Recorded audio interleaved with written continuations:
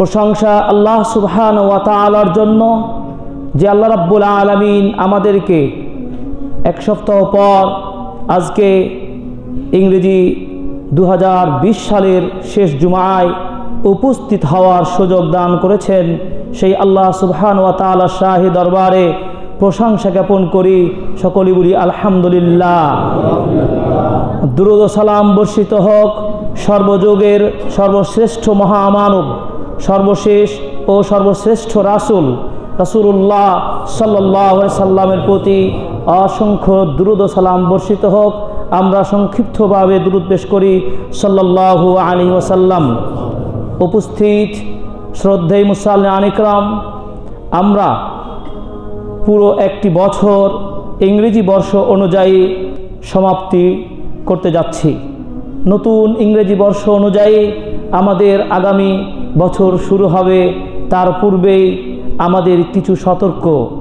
দ্বিতীয়ত, আমরা বিগত বছরগুলোতে আমাদের কৃতকর্মের যে কাজগুলো আমাদের সম্পাদিত হয়েছে সেগুলোর আমরা কিছু হলো সেগুলোর পুনরালোচনা করে নিজেদের জীবনকে আগামীতে পরিচালনা করার যেন সঠিক পথ পদ্ধতির দিশা পায়, সেগুলো আমরা সংক্ষিপ্ত খুতবায় কিছু আলোচনার প্রয়াস পাব ইনশাআল্লাহ।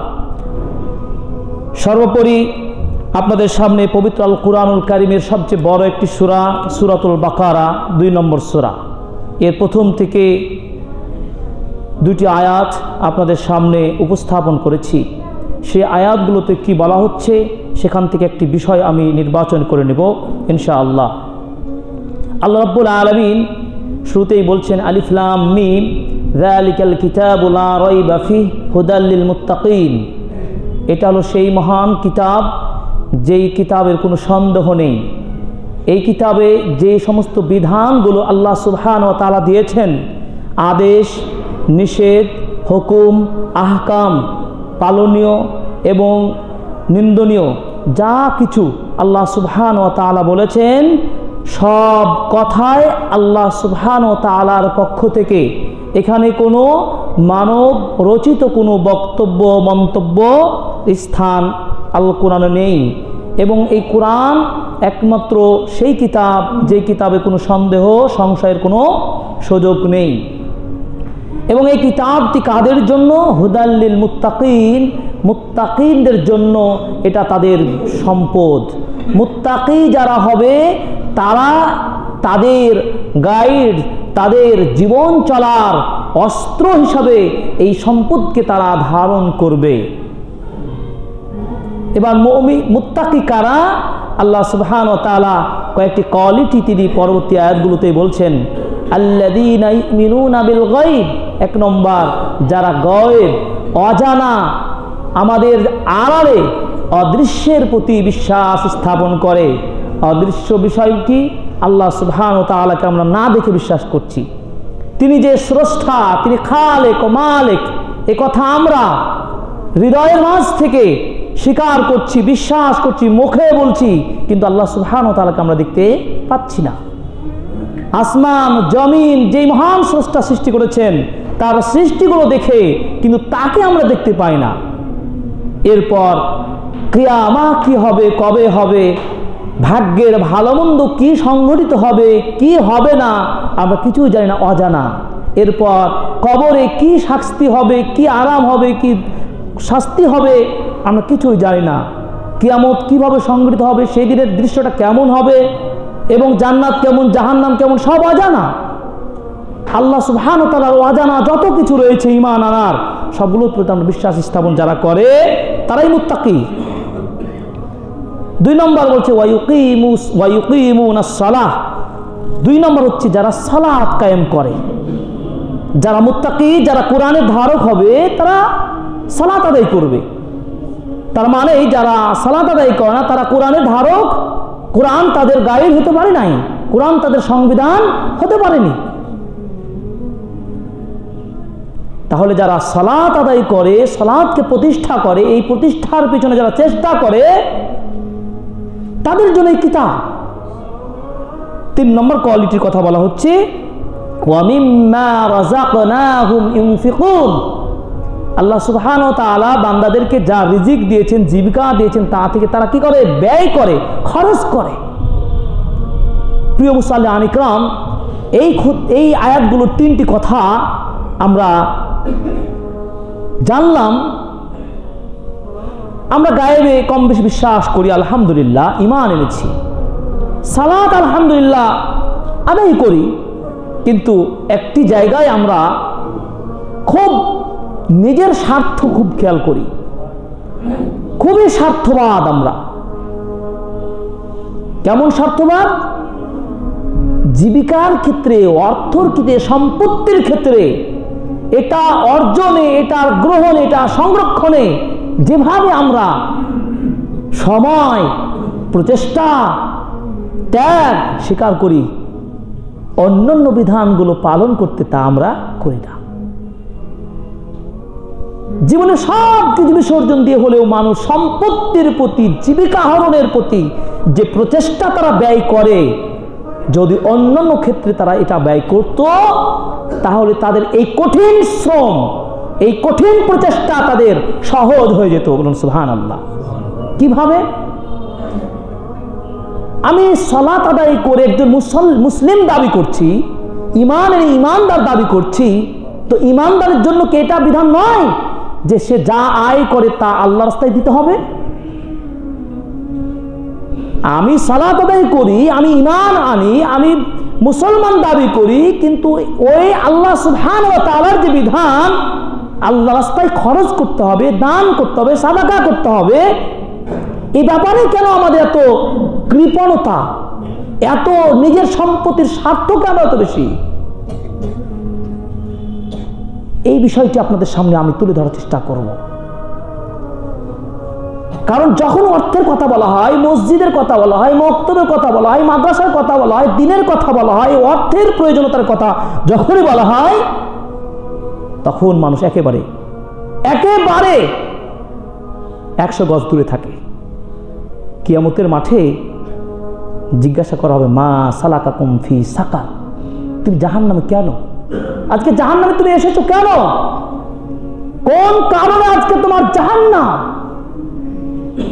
জবাব, ক্বালু লাম নাকু মিনাল মুসাল্লিন। 1 নম্বর মুসাল্লি ছিলাম না। 2 নম্বর জবাব হবে ওয়ালাম নাকু নুতইমুল মিসকিন, মিসকিনদেরকে খেতে দিতাম না, অসহায়দেরকে সাহায্য করতাম না। তাহলে ওই আল্লাহ সুবহানাহু ওয়া তাআলা সূরা বাকারায় কয়েকটি কোয়ালিটি বললেন, সালাত আদায়ের কথা বললেন, ওই আল্লাহ সুবহানাহু ওয়া তাআলা দান করতে বললেন, খরচ করতে বললেন। সেই মহান সত্তাই তাকে কাল কিয়ামতের ময়দানে প্রশ্নের সম্মুখীন করবে জাহান্নামের মধ্যে। কেন আজকে জাহান্নামে? আমি তো বলেই দিয়েছিলাম এই বিধানগুলো তোমরা মানো।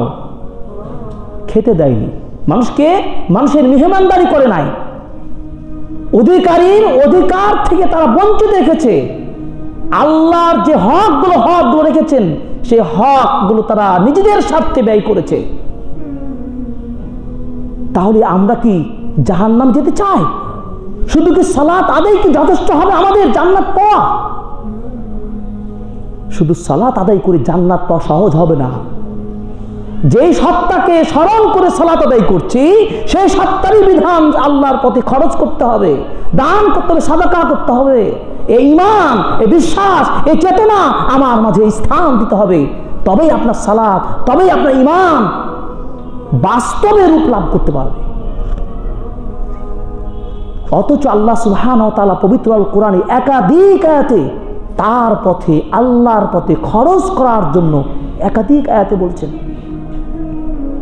ওয়ানফিকু ফি সাবিলিল্লাহ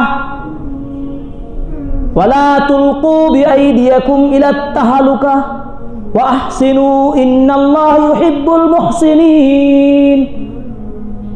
আল্লাহ পাক বলছেন, তোমরা আল্লাহর রাস্তায় খরচ করো, তোমাদের অর্থ সম্পদগুলো ধ্বংসের দিকে নষ্ট করে দিও না। তোমরা দয়াশীল হও, অন্যের প্রতি অনুগ্রহকারী হও, হৃদয়বান হও। আল্লাহ রাব্বুল আলামিন মুহসিনদেরকে ভালোবাসেন। আল্লাহ সুবহানাহু ওয়া তাআলা আরো বলছেন, ইয়া আইয়ুহাল্লাযীনা আমানু আনফিকু মিম্মা রাযাকনাকুম, হে ঈমানদার লোকেরা, তোমাদেরকে যে জীবিকা দিয়েছি সেখান থেকে তোমরা ব্যয় করো, খরচ করো। মিন ক্বাবলি আন ইয়াতিয়া ইয়াউমুন লা বাইউন ফীহি ওয়ালা খুল্লাতু ওয়ালা শাফাআহ, যেই দিন কোনো বেচা কেনা থাকবে না, কোনো বন্ধুত্ব চলবে না, কোনো স্বজন প্রীতি চলবে না, কোনো দুই নম্বরই চলবে না, কোনো বিকল্প পথ থাকবে না, সেদিন মুক্তির পথ থাকবে না। সেদিন আসার আগেই তুমি খরচ করো।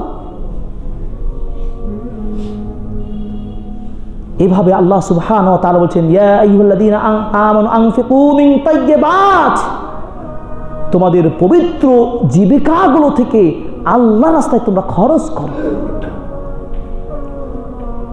আল্লাহ রাব্বুল আলামিন আরো বলছেন, লান তানালুল বিররা হাত্তা তুনফিকু, তোমরা নেকি অর্জন করতে পারবে না, সওয়াব অর্জন করতে পারবে না যতক্ষণ পর্যন্ত তোমরা আল্লাহর রাস্তায় খরচ না করবে। আল্লাহর রাস্তায় খরচ না করা পর্যন্ত নেকি অর্জন করা সম্ভব নয়। ওয়ামা মিম্মা তুহিব্বুন ওয়ামা তুনফিকু মিন শাই ফাইন্নাল্লাহা বিআলিম, তোমাদের প্রিয় সম্পদগুলো থেকে যতক্ষণ পর্যন্ত আল্লাহর রাস্তায় খরচ না করবে তোমরা সওয়াব বীর নেকি অর্জন করতে পারবে না। এই ক্ষেত্রে আপনাকে আপনার প্রিয় সম্পদ অর্থটাই ব্যয় করতে হবে। যতটুকু আমি ব্যয় করি আল্লাহ সুবহানাহু ওয়া তাআলা জানেন। এই সম্পদ, এই অর্থ খরচ করে কে নেবেন? আল্লাহ সুবহানাহু ওয়া তাআলা তার নিজের কাজে লাগাবেন। এই অর্থ সম্পদ খরচ করে মানুষ অপর মানুষের সহযোগিতা করবে, একজন অসহায় ব্যক্তির সাহায্য করবে, আল্লাহর দ্বীন প্রচার প্রসারে তারা সহযোগিতা করবে, তারা নিজেদের প্রশান্তিময় জীবন খোঁজার পথ খুঁজে পাবে। গোটা দুনিয়া ভর্তি যদি আল্লাহ সুবহানাহু ওয়া তাআলাকে সম্পত্তি আমরা দিয়ে দিই, আল্লাহ সুবহানাহু ওয়া তাআলার কোনো লাভ হবে না। কেবলমাত্র আল্লাহ সুবহানাহু ওয়া তাআলা বান্দার কাছে এটাই চায় যে বান্দাকে আমি যা অর্ডার করি আমার বান্দা সে অর্ডার আদেশ তারা পালন করবে। তাহলে অর্থ সম্পদ সহযোগিতার বন্ধনকে অটুট করবে। এই জন্য আল্লাহ সুবহানাহু ওয়া তাআলা সূরা মাইদার 2 নম্বরে বলছেন, তাআওয়ানু আলাল বিররি ওয়াত তাকওয়া ওয়া লা তাআওয়ানু আলাল ইসমি ওয়াল উদওয়ান, তোমরা তাকওয়ার কাজে, আল্লাহর নৈকট্য হাসিল হবে, কল্যাণের কাজে, নেকির কাজে, সওয়াবের কাজে পরস্পর সহযোগিতা করো। কিন্তু পাপাচারিতে, গুনাহের কাজে, এগুলোতে তোমরা সহযোগিতা করো না। কিন্তু আমাদের সমাজ আজকে উল্টোটা হয়েছে। যদি বলা হয় আমাদের তালাইমারি এই মসজিদটাকে 3 তলা করতে হবে, যে পরিমাণে অর্থের দরকার, যেভাবে হাত সম্প্রসারিত হওয়া দরকার সেভাবে হয় না। কিন্তু যদি আপনাকে বলা হয় এখানে একটা অন্য কিছু করা হবে, হতে পারে কনসার্ট, হতে পারে শরিয়া বিরোধী কোনো রীতি কালচার, দেখবেন যে অর্থের পাহাড় পড়ে যাবে। বোঝার চেষ্টা করবেন, নিজেরা বুঝবেন যে আসলে আমরা কতটুকু আল্লাহর দ্বীনের ক্ষেত্রে আমরা খরচ করছি আর কতটুকু আল্লাহর দ্বীনের বাইরে খরচ করছি। তো নেকির কাজে আল্লাহ সুবহানাহু ওয়া তাআলা খরচ করতে বলেছেন, কল্যাণের কাজে, তাকওয়ার কাজে, আল্লাহর পথে।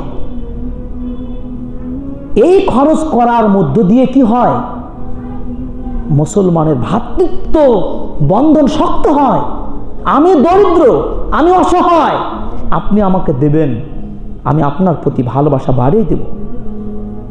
এবং দেওয়ার নীতি হল ইসলামের, নেওয়ার নীতি নয়। যারা দরিদ্র তারা নেবে। আল ইয়াদুল উলিয়া খায়রুম মিন ইয়াদিস সুফলা, নিচের হাতের চেয়ে উপরে হাত মহা উত্তম। মানে দাতাই দামি গ্রহিতার চেয়ে। আপনি কি নিম্নমানের হতে চান? আপনি শুধু নেব আর গ্রহণ করবেন, এই রীতি গ্রহণ করবেন? আপনাকে হতে হবে উঁচু মানের, আলিয়াদুল উলিয়ার অংশীদারিত্ব হতে হবে। আজকে আমরা যদি চিন্তা করি, লক্ষ্য করি, কত শ্রেণীর মানুষ অসহায়, খাদ্যের অভাবে, একটা সুন্দর শীত নিবারণের জন্য শীত বস্ত্রের অভাব। কেন আমরা পারি না খরচ করতে? তাদেরকে আমরা দিতে পারি না? অথচ রাসূলুল্লাহ সাল্লাল্লাহু আলাইহি ওয়াসাল্লাম বলেছেন আল মুমিনু, একজন মুমিন অপর মুমিন কাল বুনিয়ান, একটা প্রাচীরের মতো, একটা ভবনের মতো। এশুদ্দু বাদু বাদা, একটা প্রাচীর, একটা ভবন, একটা ওয়ালের সাথে একটা ওয়াল যেমন আঁকড়ে ধারণ করে থাকে, একজন মুমিন অপর মুমিনের সম্পর্কটা এমন শক্ত। সুবহানাল্লাহ। তাদের ভালোবাসাতে, সহযোগিতা, তাদের সব কিছু অ্যাক্টিভিটিতে এক ঐক্য হবে।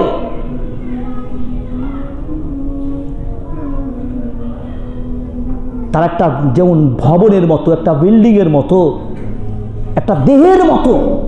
একটা দেহের যখন একটা অঙ্গ অসুস্থ হয়ে যায়, একটা চক্ষু যখন অসুস্থ হয়ে যায়, গোটা বডি যেমন ব্যথা অনুভব করে, তেমন একজন মুসলিম ব্যক্তি যদি কষ্ট অনুভব করে, গোটা মুসলিম জাতি সেখানে কষ্ট অনুভব করবে।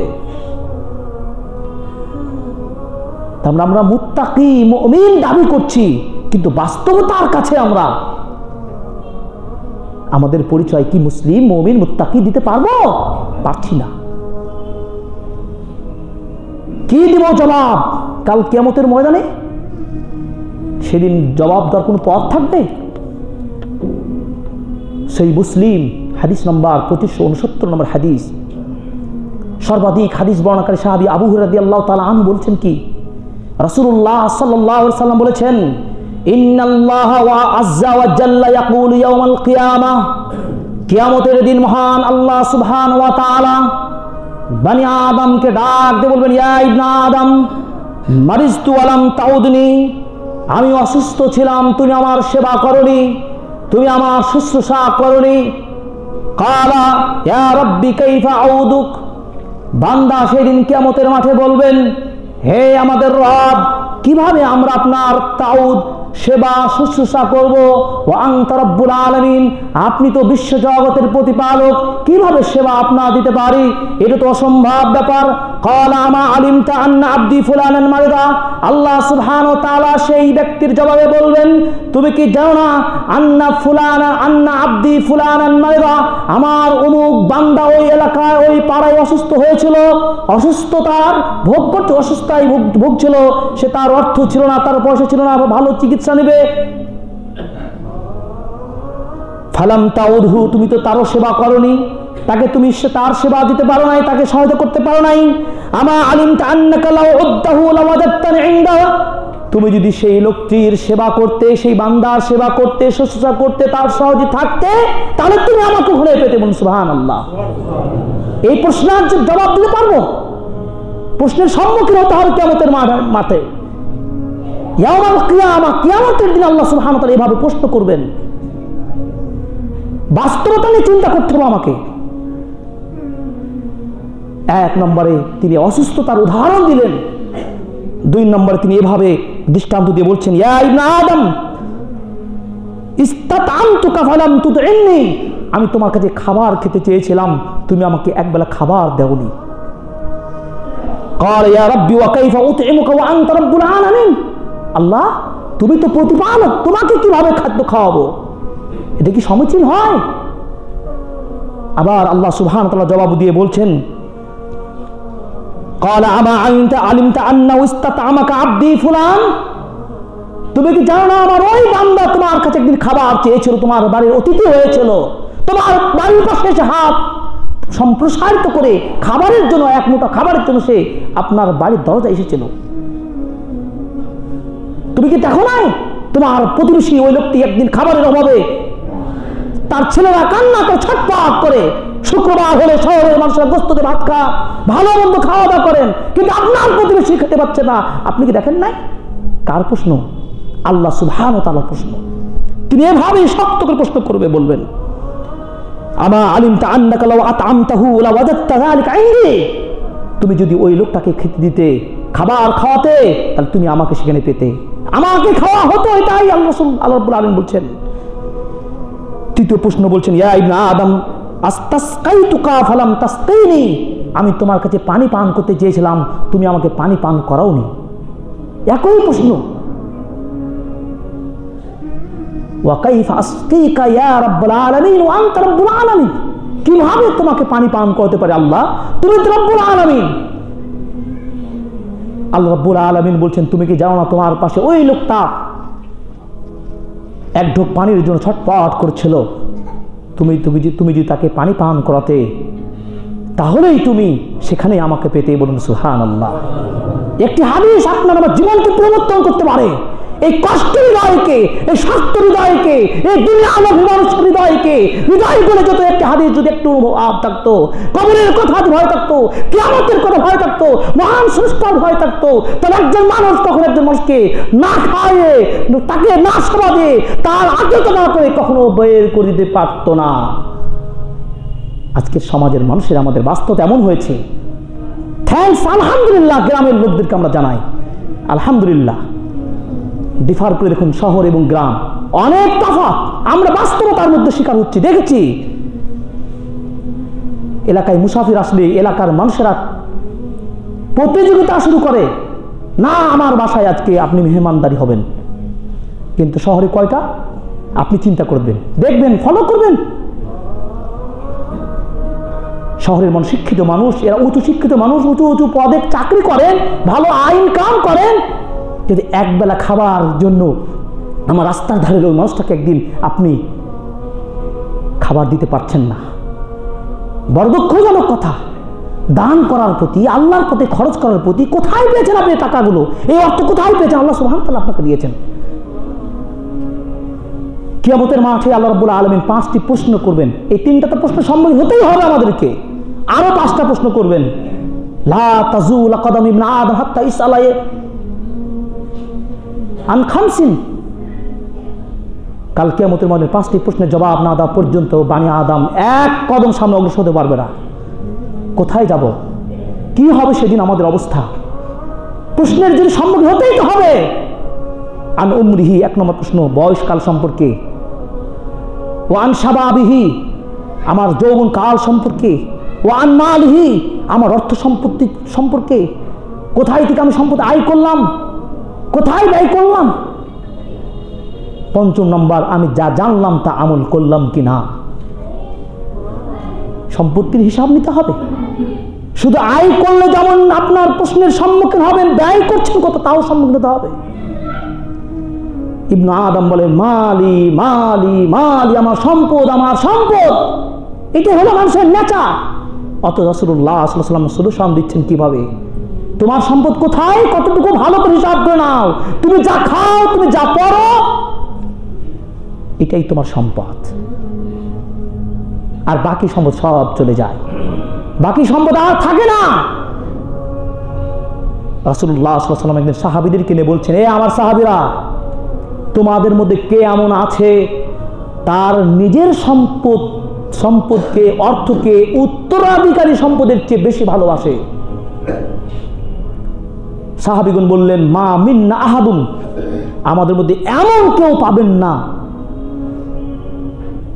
প্রত্যেকেই আহাব্বু ইলাইহি মালুহু মিন মালি ওয়ারিসিহি, তার উত্তরাধিকারী সম্পত্তির চেয়ে তার নিজের সম্পদকে বেশি ভালোবাসবে। এটাই বাস্তবতা।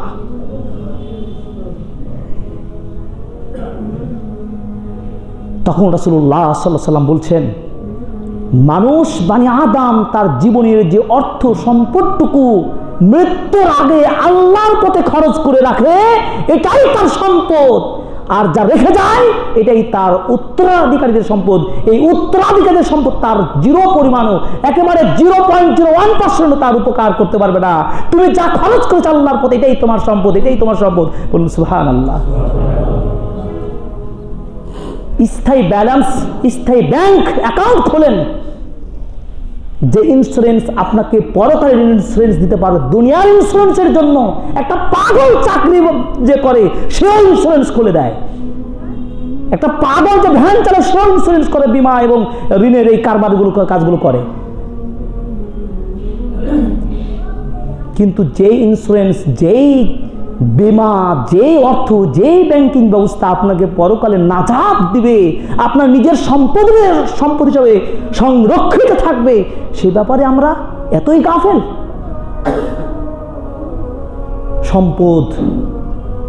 সম্পদ খরচ করতে গিয়ে প্রতিযোগিতা মনোভাব থাকতে হবে,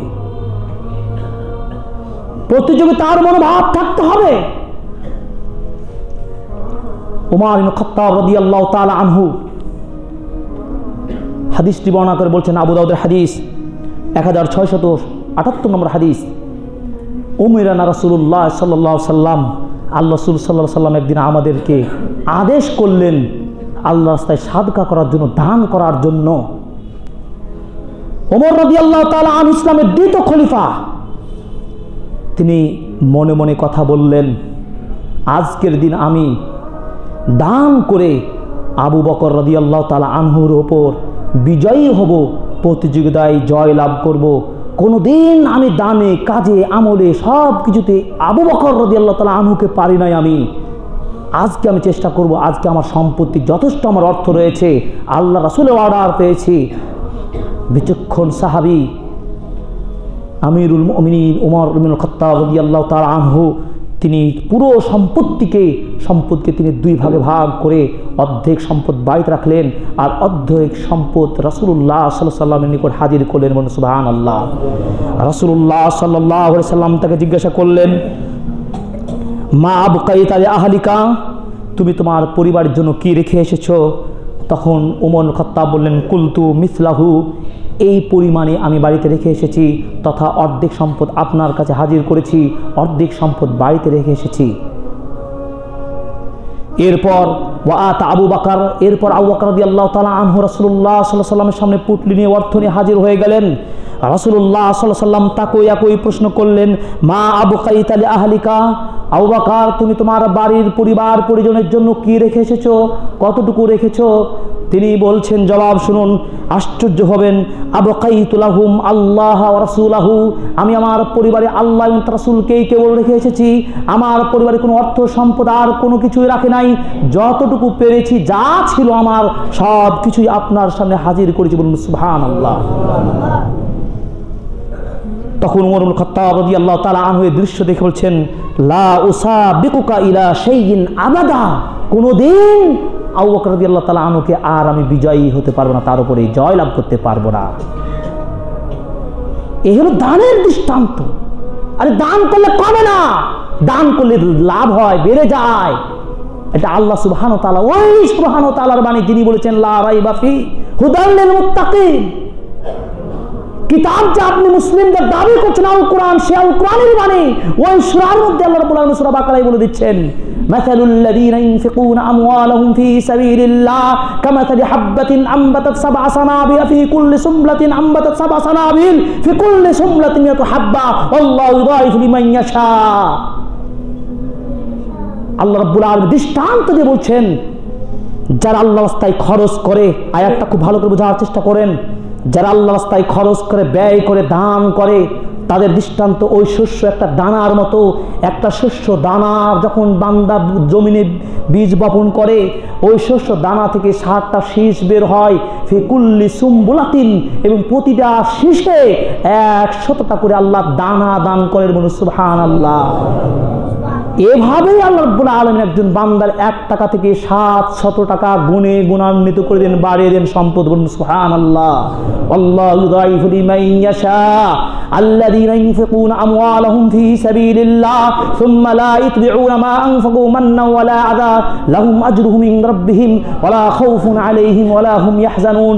আল্লাহ রাব্বুল আলামিন তারপরে আয়াতে বলছেন, যারা তাদের সম্পত্তিগুলো আল্লাহর রাস্তায় খরচ করে, ব্যয় করে, কিন্তু তারা চিন্তা করে না যে, এবং এ কথাও বলে না আমার সম্পত্তি তাকে দিলাম বলেই তারা মুক্তি পেল, অর্থাৎ খোঁটা দেয় না, শুধুমাত্র আল্লাহকে খুশি করার জন্য সম্পদগুলো ব্যয় করে, এই মন মানসিকতা যাদের রয়েছে, আল্লাহ বলেছেন লাহুম আজরুহুম ইনদা রাব্বিহিম, তাদের জন্য আল্লাহ সুবহানাহু ওয়া তাআলার নিকট স্পেশাল পুরস্কার রয়েছে। বলুন সুবহানাল্লাহ। লা খাউফুন আলাইহিম ওয়া লা হুম ইয়াহজানুন, দুনিয়াতে তাদের কোনো ভয় নেই, দুশ্চিন্তা নেই, কোনো প্রেসারই নেই। বলুন সুবহানাল্লাহ। সম্পদ দান করলে, খরচ করলে লাভ হয়, কমে না। আয়েশা রাদিয়াল্লাহু তাআলা আনহা বলছেন, রাসূলুল্লাহ সাল্লাল্লাহু আলাইহি ওয়াসাল্লাম বলছেন, মা নাকাসাত মিন মালিন সাদাকাতিন, সাদকা করলে সম্পদ কখনোই কমে না, বাড়ে। সম্পদ কখনো কমে না, বাড়ে।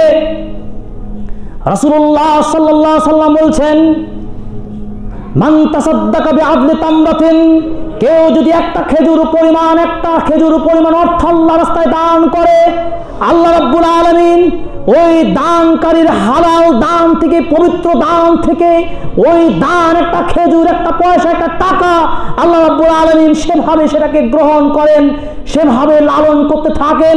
তিনি এই টাকাটা বড় করতে করতে পাহাড় পরিমাণ অর্থে তিনি পরিণত করে দেন। বলুন সুবহানাল্লাহ। যেমন ভাবে একজন মানুষ উট পালন করতে গিয়ে উটের বাচ্চাগুলো লালন করতে করতে উট বড় উটে পরিণত হয়ে যায়, একটি টাকা পাহাড় পরিমাণ হয়ে যায়। বলুন সুবহানাল্লাহ। কিভাবে হয়? কিভাবে হয়? যখন আপনার বয়স 30 ছিল, 30, 35, 40 যখন ছিল, আপনার ব্যবসার পুঁজি ছিল মাত্র 10,000 টাকা, আরো 5 বছর পর দেখছেন আপনি 10 লক্ষ টাকার মালিক, আরো 10 বছর পরে 10 কোটি টাকার মালিক। কে দিয়েছে আপনাকে? কে দিয়েছে আপনাকে এই সম্পত্তি? মহান আল্লাহ সুবহানাহু ওয়া তাআলা। আহাল্লাহুল বাই'a ওয়া হাররামার রিবা। আল্লাহ বলেন ব্যবসা আমি হালাল করে দিলাম, সুদকে হারাম করে দিলাম। ইয়ামহাকুল্লাহুর রিবা ওয়া ইউরবিস সাদাকাত। আল্লাহর রিবা, যারা সুদ খায়, সুদের অর্থ নেই, সুদের অর্থ ধ্বংস করে দেন। কিন্তু যারা সুদ মুক্ত, যারা অর্থ ব্যবস্থা প্রতিষ্ঠা করে, তাদের সম্পদকে আল্লাহ বাড়িয়ে দেয়। বলুন সুবহানাল্লাহ। অর্থ ব্যয় করলে কমে না, বেড়ে যায়। বেলাল রাদিয়াল্লাহু তাআলা আনহু একদিন অসুস্থ, তার বাড়িতে রাসূলুল্লাহ সাল্লাল্লাহু আলাইহি ওয়াসাল্লাম তাকে দেখতে গেলেন। রাসূল সাল্লাল্লাহু আলাইহি ওয়াসাল্লাম মেহমান হলেন। রাসূলুল্লাহ সাল্লাল্লাহু আলাইহি ওয়াসাল্লামের জন্য বেলাল রাদিয়াল্লাহু তাআলা এক পুটলা খেজুর বের করে আনলেন। বেলাল রাদিয়াল্লাহু তাআলা আনহু কে জিজ্ঞাসা করলেন, বেলাল ব্যাপার কি, কোথায় থেকে এগুলো পেলে? বললেন, ইদ্দাখারতু লাকা ইয়া রাসূলুল্লাহ, আল্লাহ রাসূল আমি আপনার জন্য আমি এগুলো প্রস্তুত করে জমা করে সংরক্ষণ রেখেছিলাম। বলুন সুবহানাল্লাহ। তখন রাসূলুল্লাহ সাল্লাল্লাহু আলাইহি ওয়াসাল্লাম বলছেন, বেলাল তুমি ভয় করো না আল্লাহর রাস্তায় দান করতে, মহান আল্লাহর কাছে তোমার সম্পদ কমে যাবে, এই ভয় করে তুমি সম্পদকে কুক্ষিগত করো না, তুমি লা তাকশা, ভয় করো না, তুমি দান করে দাও, ব্যয় করে দাও। সুবহানাল্লাহ। কি দৃষ্টান্ত! আল্লাহ রাসূল সাল্লাল্লাহু আলাইহি ওয়াসাল্লাম তার স্ত্রীকে বলছেন, সম্পদ গনে গনে রেখো না, তুমি দিয়ে দাও। গনে গনে রাখলে আল্লাহ গনে গনে রাখবেন। ওয়াইলুল লিকুল্লি হুমাযাতিল লুমাযা আল্লাযী জামা'a মালান ওয়া আদ্দাদা। যারা সম্পদকে সংরক্ষিত করে গনে গনে রাখে, এই ব্যালেন্স অমুক জায়গা, অমুক কাঠা, অমুক ভবন, অমুক ডাক্তার, ইত্যাদি ইত্যাদি। নারুল্লাহিল মুকাদা কাল্লা লায়ুমবাদান্না ফিল হুতামা। তাদের স্পেশালি জাহান্নাম প্রস্তুত করেছেন, হুতামা জাহান্নাম। এই বিত্তশালীদের, এই ধনবত্তাদের জন্য, এই পুঁজিবাদী অর্থ ব্যবস্থা যারা করে এদের জন্য। 1 টাকার মালিক আপনি 1 টাকায় দান করেন, রাসূলুল্লাহ সাল্লাল্লাহু আলাইহি ওয়াসাল্লাম বলেছেন 1 লক্ষ টাকার উপরে 1টা টাকায় বিজয় লাভ করবে। সুবহানাল্লাহ। সাহাবীগণ বলেন, কিভাবে ইয়া রাসূলুল্লাহ? রাসূলুল্লাহ সাল্লাল্লাহু আলাইহি ওয়াসাল্লাম দৃষ্টান্ত দিয়ে বললেন, একজন ব্যক্তির কাছে 1 লক্ষ টাকা আছে, 10 লক্ষ টাকা আছে, সে 1 লক্ষ টাকা দান করলো, আর একজন বান্দার কাছে, একজন ব্যক্তির কাছে মাত্র 1টা টাকা আছে, 1টা দিরহাম আছে, 1টা দিনার আছে, সে 1টা টাকা পুরোটাই আল্লাহর রাস্তায় দান করে দিল। রাসূল বলছেন, এই 1টা টাকা, 1টা দিরহাম, 1টা দিনার ওই 1 লক্ষ টাকার উপরে বিজয় লাভ করবেন। সুবহানাল্লাহ। তার মানে কি? আপনি শ্রমজীবী, আপনি ওয়ার্কার, আপনি রাস্তায় কাজ করে খান, গায়ে শ্রম দিয়ে অর্থ উপার্জন করেন, আর একজন ব্যবসায়ী, বড় মানের বিত্তশালী, আপনার ওই ঘাম ঝরানো 1টা টাকায় বেশি দামি, আপনার ওই জায়গা থেকেই আপনি আল্লাহর রাস্তায় খরচ করুন। কোরআন সুন্নাহ এই বিষয়গুলো অনেক কথা রয়েছে।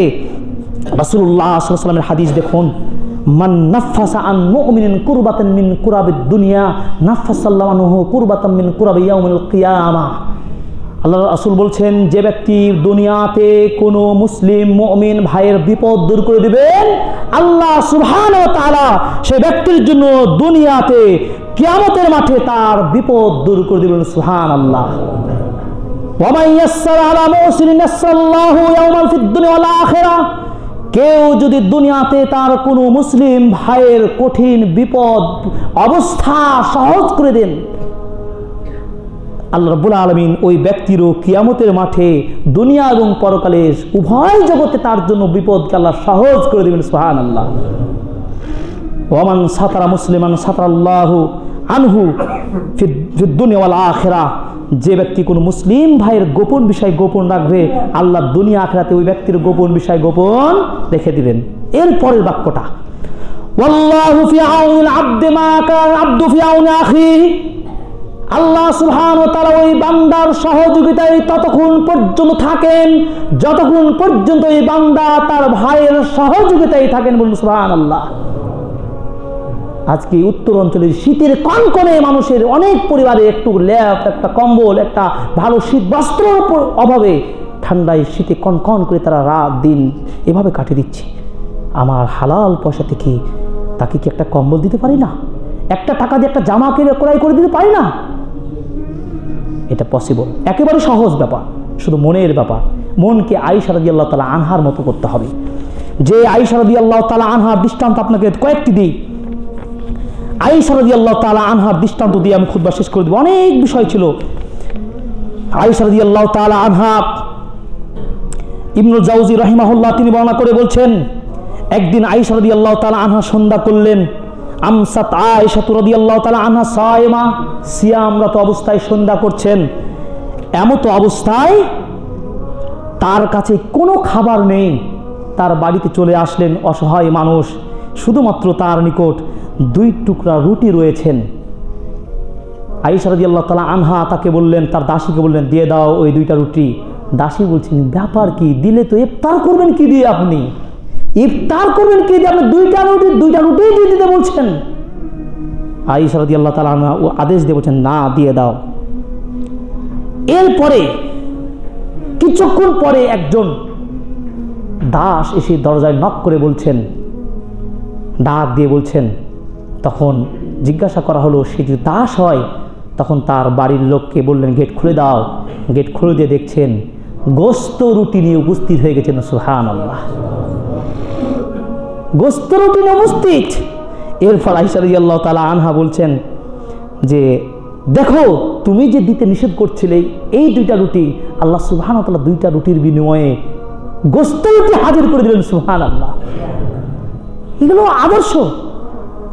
একজন আলেম তার পরিবারে স্ত্রী নিয়ে রাত যাপন করছেন, হঠাৎ করে দরজায় বাড়ি মারছেন। অসহায় মুসাফির মানুষ। তখন সেই লোকটি তার স্ত্রীকে বলছেন, বাড়িতে খাবার কি আছে বলো? বলছে 10টা ডিম আছে। তখন ওই মহিলা তার স্ত্রী 10টা ডিমের 9টা ডিম ওই মুসাফিরকে দিয়ে দিলেন, আর একটা ডিম তার সন্তানদের জন্য রেখে দিলেন। এরপরে কিছুক্ষণ পরে একই কাহিনী, একজন লোক বাড়ির দরজায় বাড়ি মারছেন। দেখছেন তিনি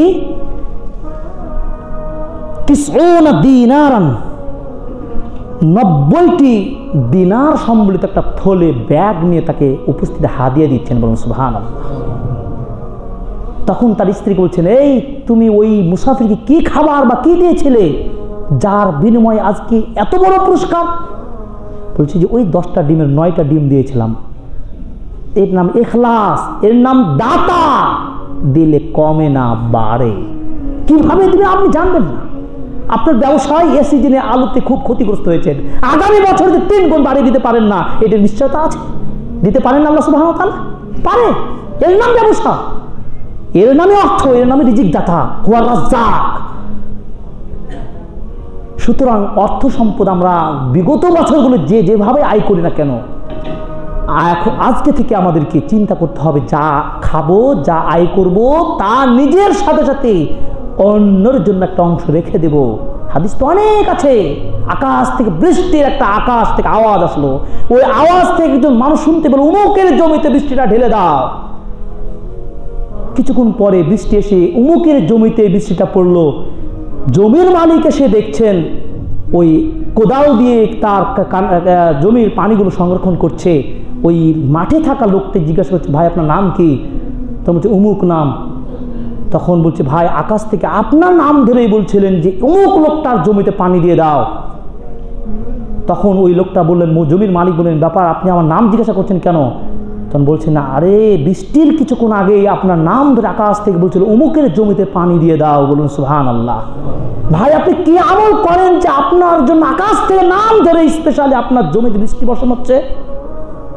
তিনি বলছেন, আমার সম্পদকে 3 ভাগে ভাগ করি, একটা অংশ নিজের জন্য, একটা অংশ আমার অসহায় ভাইদের জন্য তথা আল্লাহর দ্বীনের জন্য, আর একটা অংশ দিয়ে পুঁজি দিয়ে আমি ওই জমিতে চাষাবাদ করি। বলুন সুবহানাল্লাহ।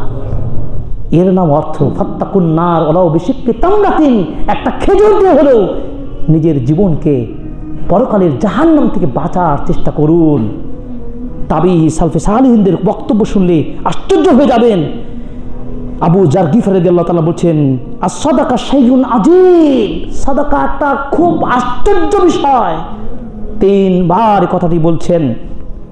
এভাবে ইবনে মাসউদ রাদিয়াল্লাহু তাআলা আনহু তিনিও বলছেন, তুমি যদি তোমার সম্পদকে রুই পোকা, ওই পোকা, পোকামাকড় থেকে, চোরের আঘাত থেকে যদি রক্ষা করতে চাও, ফাফআলি সাদাকা, তুমি সাদকা করো। বলে সুবহানাল্লাহ।